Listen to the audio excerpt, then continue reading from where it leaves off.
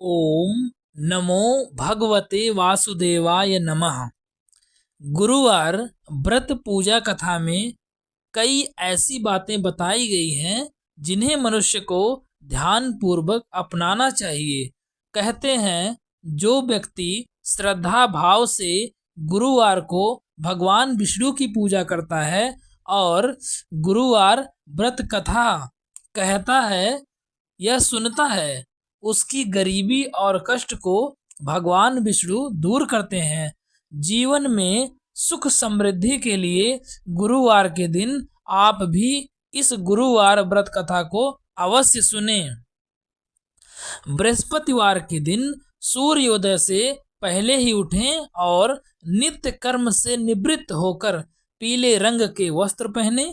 इसके बाद पूरे घर में गंगा जल छिड़कें। इसके बाद पूजा घर में श्री हरि विष्णु की मूर्ति या चित्र स्थापित करें। फिर पीले रंग के गंधपुष्प और अक्षत चढ़ाएं। इसके बाद चना, गुड़ और मुनक्का चढ़ाकर विधि विधान से पूजन शुरू करें।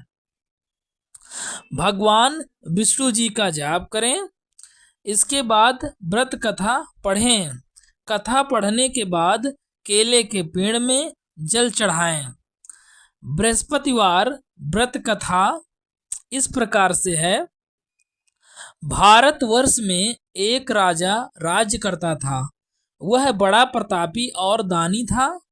वह नित्य गरीबों और ब्राह्मणों की सेवा सहायता करता था। वह प्रतिदिन मंदिर में भगवान दर्शन करने जाता था, लेकिन यह बात उसकी रानी को अच्छी नहीं लगती थी। वह ना ही पूजन करती और ना ही दान देने में उसका मन लगता था। एक दिन राजा शिकार खेलने वन गए हुए थे, तो रानी और दासी महल में अकेली थी।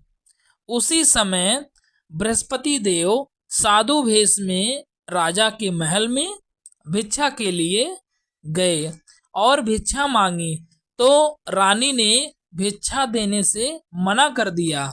रानी ने कहा कि हे साधु महाराज, मैं तो दान पुण्य से तंग आ गई हूँ। इस कार्य में मेरे पति दिन रात लगे रहते हैं, इसलिए मुझे बहुत परेशानी होती है।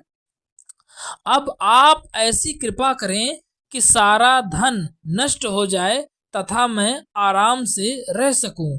साधु ने कहा, देवी तुम तो बड़ी अजीब हो। धन और संतान से कौन दुखी होता है? इसकी तो सभी कामना करते हैं। पापी भी पुत्र और धन की इच्छा करते हैं।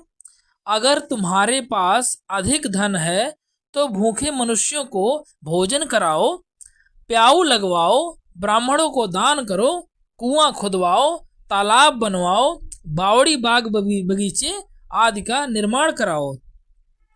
मंदिर पाठशाला बनवाकर दान दो। निर्धनों की कुंवारी कन्याओं का विवाह कराओ। साथ ही यज्ञ आदि कर्म करो। अपने धन को शुभ कार्य में खर्च करो। ऐसा करने से तुम्हारा नाम परलोक में सार्थक होगा एवं स्वर्ग की प्राप्ति होगी। लेकिन रानी पर उपदेश का कोई प्रभाव न पड़ा। वह बोली, महाराज मुझे ऐसे धन की आवश्यकता नहीं जिसको मैं अन्य लोगों को दान दूं, जिसको रखने और संभालने से ही मेरा सारा समय नष्ट हो जाए। अब आप ऐसी कृपा करें कि सारा धन नष्ट हो जाए, मैं आराम से रह सकूं। साधु ने उत्तर दिया, यदि तुम्हारी ऐसी ही इच्छा है तो जैसा मैं तुम्हें बताता हूं तुम वैसा ही करना। बृहस्पतिवार को घर को गोबर से लीपना तथा केसों को पीली मिट्टी से धोना। राजा से कहना वह बृहस्पतिवार को हजामत बनवाए। भोजन में मांस मदिरा खाना और कपड़ा धोबी के यहाँ धुलने डालना। ऐसा करने से 7 बृहस्पतिवार में ही आपका सारा धन नष्ट हो जाएगा। इतना कहकर वह साधु महाराज वहां से अंतर्ध्यान हो गए। इसके बाद रानी ने वही किया जो साधु ने बताया था। 3 बृहस्पतिवार ही बीते थे कि उसका समस्त धन संपत्ति नष्ट हो गया और भोजन के लिए राजा रानी तरसने लगे। तब एक दिन राजा ने रानी से कहा कि तुम यहाँ पर रहो, मैं तुम्हारे लिए दूसरे देश जाकर कुछ काम करता हूँ। यहाँ पर मुझे सभी मनुष्य जानते हैं, इसलिए कोई कार्य नहीं कर सकता। देश चोरी परदेश भीख बराबर है। ऐसा कहकर राजा परदेश चला गया। वहाँ जंगल को जाता और लकड़ी काट कर लाता और शहर में बेचता। इसी तरह जीवन व्यतीत होने लगा। इधर राजा के बिना रानी और दासी दुखी रहने लगी।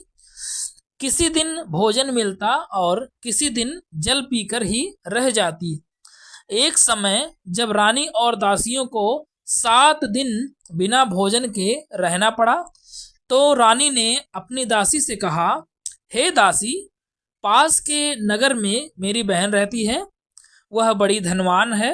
तू उसके पास जा और 5 सेर बेझर मांगकर ले आ, ताकि कुछ समय के लिए थोड़ा गुजर बसर हो जाए।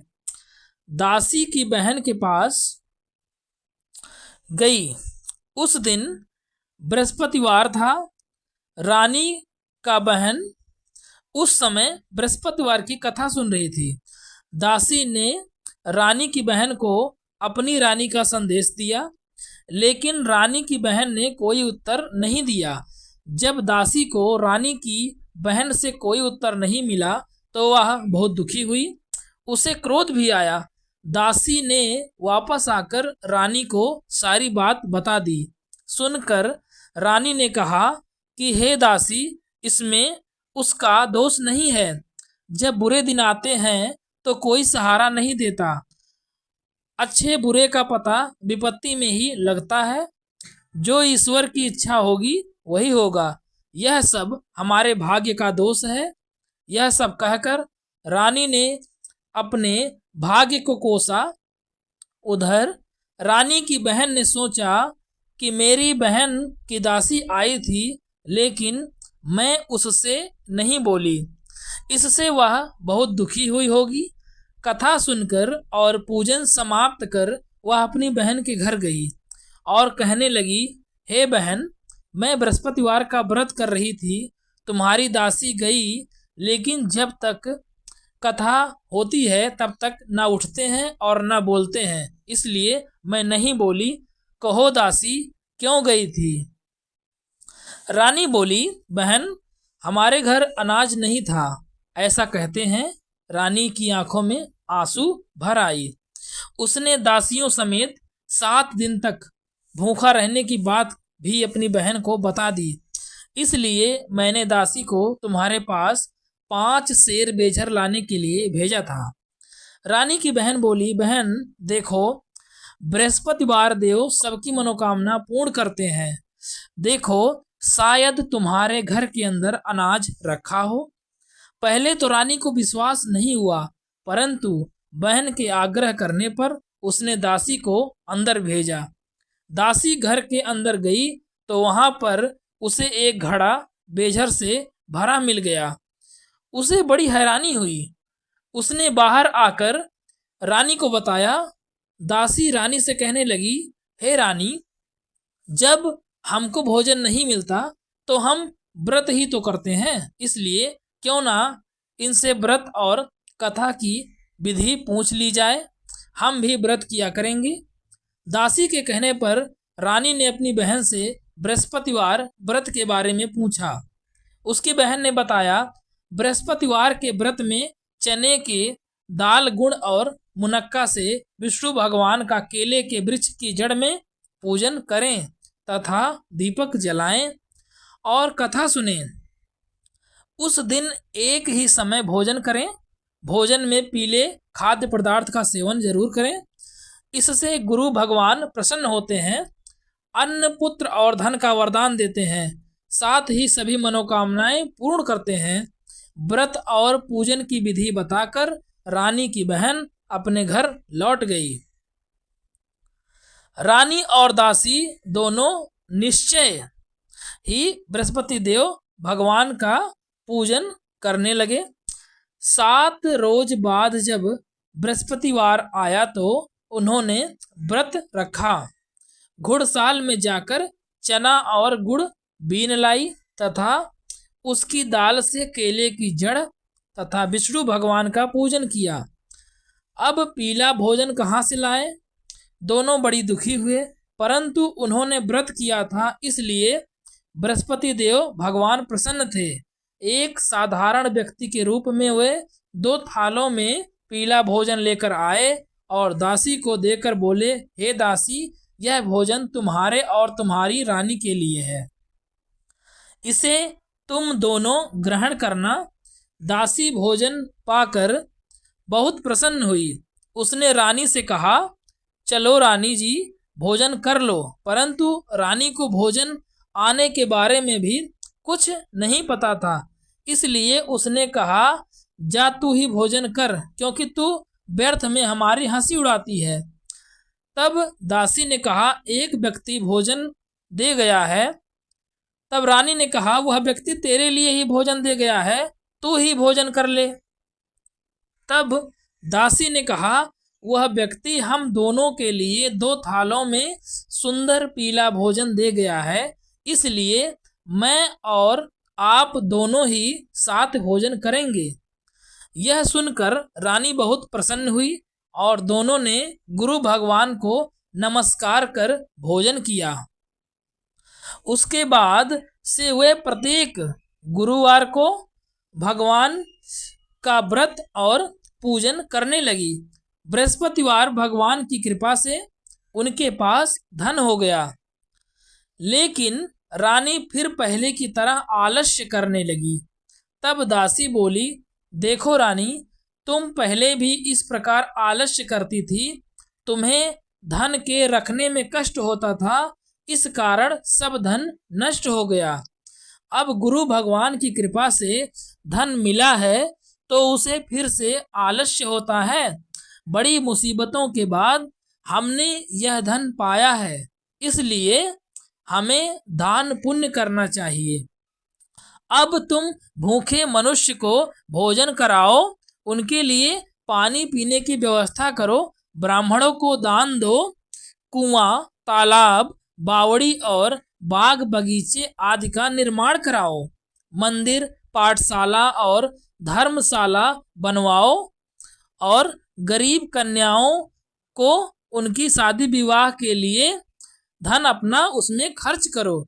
साथ ही यज्ञ आदि कर्म करो, अपने धन को शुभ कार्यों में खर्च करो, जिससे तुम्हारे कुल का यश बढ़े और स्वर्ग प्राप्त हो और पितर प्रसन्न हो जाएं। दासी की बात मानकर रानी शुभ कर्म करने लगी, उसका यश फैलने लगा। एक दिन रानी और दासी आपस में विचार करने लगी कि न जाने राजा किस दशा में होंगे, उनकी कोई खोज खबर नहीं मिली है। उन्होंने श्रद्धा पूर्वक बृहस्पति भगवान से प्रार्थना की कि राजा जहाँ कहीं भी हो, शीघ्र वह महल वापस आ जाएं। उसी रात्रि को बृहस्पति देव ने राजा को स्वप्न में कहा कि हे राजा, उठ, तेरी रानी तुझको याद करती हैं, अपने देश को लौट जा। राजा प्रातःकाल उठा और जंगल में लकड़ी काटने के लिए जंगल की ओर चल पड़ा। जंगल से गुजरते हुए विचार करने लगा कि रानी की गलती से उसे कितना दुख भोगने पड़े। राजपाट छोड़कर जंगल में आकर मैं रहना पड़ रहा है, लकड़ी काटकर शहर में बेचकर गुजारा करना पड़ रहा है। अपनी दशा को याद करके व्याकुल होने लगा। उसी समय राजा के पास बृहस्पति देव साधु भेष में आए और बोले, हे लकड़हारे, तुम इस सुनसान जंगल में किस चिंता में बैठे हो, मुझे बताओ। यह सुन राजा के नेत्रों में जल भर आया। साधु की वंदना और राजा ने अपनी संपूर्ण कथा सुना दी। महात्मा दयालु होते हैं। वे राजा से बोले, हे राजा, तुम्हारी पत्नी ने बृहस्पतिवार देव के प्रति अपराध किया था, जिसके कारण तुम्हारी यह दशा हुई। अब तुम चिंता मत करो, भगवान तुम्हें पहले से अधिक धन देंगे। देखो, तुम्हारी रानी ने बृहस्पतिवार का व्रत शुरू कर दिया है।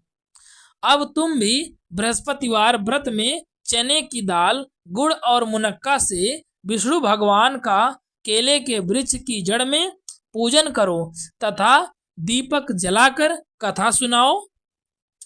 उस दिन एक ही समय भोजन करना, लेकिन भोजन में पीले खाद्य पदार्थ का सेवन जरूर करना।